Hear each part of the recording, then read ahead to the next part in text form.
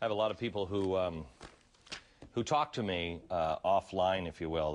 They'll tell me things that they won't tell anybody else because of their position, or they don't want to seem crazy or whatever. I got a call from a friend of mine who is very high placed. He said, "Everybody I know, Glenn, is reading about the Weimar Republic."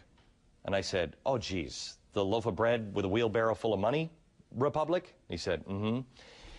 It is what a lot of people believe is coming. Try to buy a book online about the Weimar Republic. You will have a hard time finding some of the books. A lot of them are just suddenly gone. Who's reading them all, and why now?"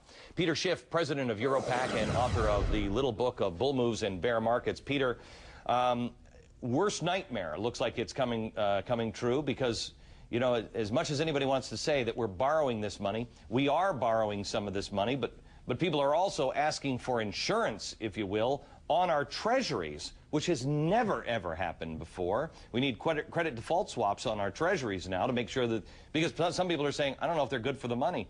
We're printing a lot of this money, aren't we? Well, I think that's where it's going to come from. Remember, credit comes from savings, and we blew through most of our savings when the dot-com bubble crashed, and then we started borrowing a lot of money from the rest of the world. Wall Street helped us do this with these structured products where we tapped into the global savings glut, and we borrowed from China and Saudi Arabia and Russia and Japan. But now we can't pay the money back, and nobody wants to lend us anymore, so they're trying to recreate it with a printing press, and that's exactly what happened in Weimar Republic, Germany. That's what's happening in Zimbabwe right now. When you have inflation, let's just say that unemployment next summer is maybe 10%. And you inflation at what? What do you project next year, just by the amount of money that we put into the market? Well, I think it's already running a little bit north of 10%. I think pretty soon, maybe a year or two down the line, it's going to be going at least 20 or 30% per year. Inflation. The government won't admit it, but it will be. Right. But they won't admit it, but we'll feel it. When inflation is 20%, you have unemployment at at least 10%. What happens then? People can't pay their bills. They can't pay their mortgages. They can't pay their credit cards. I mean, the whole thing starts to fold. Well, Glenn, they already can't pay their bills. I know. And the government, see, instead of encouraging us to start saving now so we can pay back the debt, they're trying to encourage us to borrow even more money and spend that. What's going to happen, of course, is as inflation starts running out of control and prices start going through the roof, the government again is going to focus on the symptoms and not the disease, and they're going to impose price controls on energy, on food, on a lot of other things that are vital, which means shortages, which means long lines, black markets, civil unrest. All this stuff is coming if we don't stop. Okay, Peter, let me be just a conspiracy guy here for just a second, because what drives me crazy is all these people are so very smart. They know. I mean, I get a call from somebody who is in the know, and he says everybody's reading about this. Everybody is aware. And this is a guy at the highest level of global banking. I mean, are we being pushed into a global one financial system? What is happening? I don't know what's going to happen as far as a global currency, but if you remember the Weimar Republic, they were in trouble because of the reparations from the Treaty of Versailles. No, actually, they had huge external liabilities. If I may take you back one step, they got into a war and decided they didn't want to finance it with taxes or finance it with bonds. They just decided to run a deficit. That was the first step. Right, that sounds very familiar. Yeah. That's what we're doing with Iraq. But the thing is, we owe the world probably as much, if not more, than Germany owed, only we didn't incur this debt fighting a war. We incurred it remodeling our houses and buying cars and television sets and iPods and all these little gadgets that we didn't need, and now we owe the world trillions, and we're reaching for the printing press to pay it back. And we're also reaching for a stimulus package, which we have to go to the printing press to get that, too. And all these tax rebates and everything else. All of it is coming from a printing press. There's no more money. Okay. We can't borrow it anymore from the rest of the world, because how can we pay it? We can't pay back the money we've already borrowed. I talked to somebody at church yesterday, and he said, I was reading something about Peter, and I want you to stick around for a second after the break. I want to talk to you about something else that has been on my mind, and apparently, at least according to one of my friends at church, it's on your mind as well. When people are frightened, they make different decisions than they would when they were feeling safe or secure. Sometimes when that fear is justified, it's common sense. But when that fear is manufactured, it feels an awful lot like coercion. For instance, when the U.S. bailout bill was trying to be jammed through Congress, some members say there was an organized effort to scare them into signing.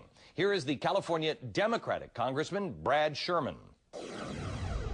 Many of us were told in private conversations that if we voted against this bill on Monday, that the sky would fall, the market would drop 2,000 or 3,000 points the first day, another couple thousand the second day, and a few members were even told that there would be martial law in America if we voted no. That's what I call fear-mongering. Okay. We've called this congressman's office. He's not speaking to the press. I wonder if there's more fear or intimidation going on. Martial law. Could it really have happened? Joining me once again is Europac president and author Peter Schiff. Peter, let's talk a little bit about martial law. Why would that even be a consideration? Well, I don't think it was a threat if they had rejected the bailout bill, but I think it is a possibility a few years down the line. We just spoke a little bit about price controls and the effect that they're going to have. If we have shortages of food, if we have rolling blackouts, and people are upset and they're hungry and they're cold, there could be civil unrest, there could be looting, rioting, and that might be the impetus for the government to declare martial law. You know what? I don't think you're a couple of years away from something like that. I mean, honestly, Peter, I mean, look at what's happening. In a half hour, I've got a congressman on about the racism cries. I mean, there are people that are right now so disenfranchised, and I think being encouraged to be disenfranchised on both sides, that at any time this damn thing could break apart. And we're giving the government so much power, and you know, you give up a lot more civil liberties. When you have martial law and you've got the military policing our streets, when you've got suspension of habeas corpus, you've got curfews, you can't be out of your house after dark, and they can just pick you up and put you in prison and keep you there indefinitely without charges, and there's nothing you can do about it. I mean, we're giving up one liberty after another, all to protect ourselves from this economic crisis, which needs to happen anyway, but it doesn't need to be nearly this bad.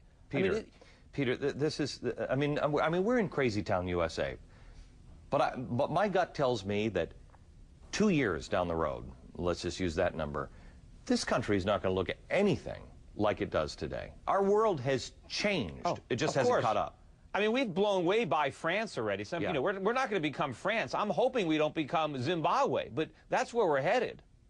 Explain that, because most people will say that's insane. I sat with a guy this weekend who's a good friend of mine. He said, "Glenn, I got to tell you something.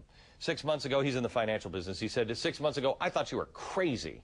He said, "How did you know?" And I said, "It's common sense." It is common sense. And, you know, people think that hyperinflation can't happen here. Well, you know, the laws of physics works everywhere. If you throw a ball up in the air in Zimbabwe, gravity is going to bring it back down, just the way it is here. And economics is a science. There are laws, and it doesn't matter where you apply them, you're going to get the same result. So if we follow their monetary policy, that's where we're going to go. We need to replenish our savings. And the government is not letting us do that. The government is forcing spending. They're force-feeding spending down our throats. Peter, they want us to. Do you remember in the Great Depression? I mean, not like you or I that were there, but I've been doing my homework on the Great Depression the last couple of years. This is exactly what the government did. In fact, in I think 1935, they said to companies, "You must spend your money, or we tax it all and take it away." And the company said, "We can't do that. We won't have any money for a rainy day." Lo and behold, rainy day came, crash again. Yeah, the left-wing agenda wants us to think that the reason there was a depression was because the government didn't do anything. That's not true. There were actually people that were advocating the government do nothing, but they didn't. They did a lot. Hoover did a lot of things, and he created a lot of damage, and then Roosevelt came in and did even worse stuff. Oh, yeah. America, go look for the little blue eagle. I remember always seeing that little war eagle. That was price control. That meant the government was basically saying, do not shop or buy any product without that blue eagle, because they won't promise to sell it at a certain price. I mean, what kind of country were we living in? And we're going back. Peter, thank you very much. Thank you. Coming up as a...